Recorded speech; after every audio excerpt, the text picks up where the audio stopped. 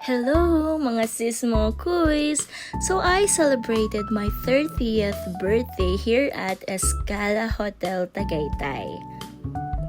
So ito po yung kanilang lobby and hotel entrance. So very accommodating po yung mga staff nila and they will help you out sa mga luggages mo and mga gamit mo.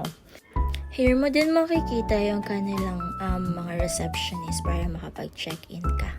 And we're already here in Escala Hotel. Grabe yung view mga sis, mga kuys. Na-excite tuloy ako. Tingnan nyo.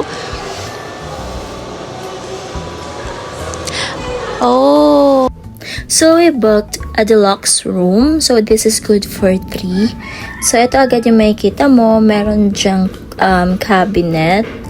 Ayan, para sa gamit nyo. And then, yung cabinet nila may mirror yon. So, ayan, meron din bowl, may mga slippers, and then the Escala plastic bags.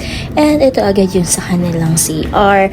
So, sa kanilang CR, may mga kaplipan tayo dyan ng mga kailangan natin gamitin like body soap, lotion, shampoo, and conditioner.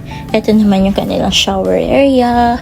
Ayan siya. So, meron din tayong hot and cold na option para sa tubig. Meron din blow dry. And ayan si mami nagre-rest siya. And then, meron din tayong mga ganyan, working table. And then, meron tayong double and single bed. And meron din silang balcony.